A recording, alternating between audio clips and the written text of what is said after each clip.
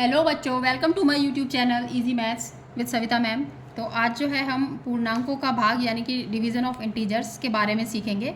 हम लोग पूर्णांकों का जोड़, घटा, गुणा सीख चुके हैं पीछे, और जो है अब जो है हम पूर्णांकों को भाग करना सीखेंगे। तो पूर्णांक जैसे कि आप जानते हैं कि इंटीजर्स क्या होते हैं। इंटीजर्स वे नंबर्स होते हैं जो नेगेटिव नंबर होते हैं और पॉजिटिव नंबर होते हैं और प्लस ज़ीरो, तो इन सबको मिला के इंटीजर्स बनते हैं। अब जो हम पॉजिटिव नंबर्स का गुणा, जोड़, घटा, भाग तो करना जानते हैं, लेकिन नेगेटिव और पॉजिटिव को मिलाकर ये करने में थोड़ी सी परेशानी होती है, तो इसीलिए हम उन नियमों को सीखना चाहते हैं। तो उसके लिए सबसे पहले तो एक ये फॉर्मूला होता है, देखिएगा, इसको देखते हैं। जैसे कि ये कुछ रूल्स हैं जिसे हम फॉलो करते हैं और इन सवालों को हम उसके अनुसार हल करते हैं। तो जैसे कि ये दिखाई दे रहा होगा आपको, प्लस और प्लस अगर है नंबर के आगे लगे हुए हैं, तो दो पॉजिटिव नंबर्स हैं और भाग हो रहा है, तो उसका आंसर जो आएगा वो पॉजिटिव आएगा।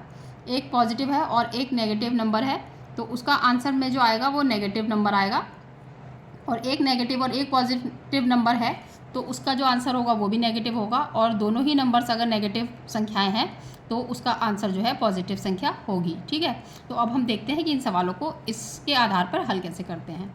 तो देखते हैं, यह है एक सवाल, देखिएगा कि +64 यानी कि +64 और +16 को भाग करना है। तो यानी कि दोनों नंबर्स जो है हमारे पॉजिटिव हैं, और दोनों नंबर जब पॉजिटिव होंगे तो उसका आंसर आएगा पॉजिटिव। तो यहाँ पे भाग करते हैं वैसे ही जैसे कि हम लोग नॉर्मली करते हैं। तो 64 भाग 16, इसको हम कैसे लिख सकते हैं? इसको हम ऐसे ही लिख सकते हैं कि 64/16। तो 64 को 16 से भाग करेंगे तो कितना आएगा? 16 चौक 64 यानी कि 4। ठीक है, तो ये, और 4 कैसा? प्लस का। तो ये हो गया आपका पॉजिटिव नंबर। देखिए, प्लस और प्लस वाले संख्या का भाग किया तो हमारा पॉजिटिव संख्या आंसर में आया। ठीक, अब जो आया हमारा ये सवाल है, ये पॉजिटिव यानी कि +21, इसके आगे लिखा नहीं है तो इसका मतलब है कि यहाँ पे प्लस लगा हुआ है। तो +21 को भाग देना है हमें -3 से, यानी कि एक पॉजिटिव नंबर है और एक नेगेटिव नंबर है। तो मैंने बताया था आपको कि एक पॉजिटिव नंबर हो और एक नेगेटिव नंबर हो तो भाग तो वैसे ही दिया जाएगा, लेकिन जो आंसर आएगा वो आएगा नेगेटिव में। तो देखिए, ये हो गया आपका 21/-3।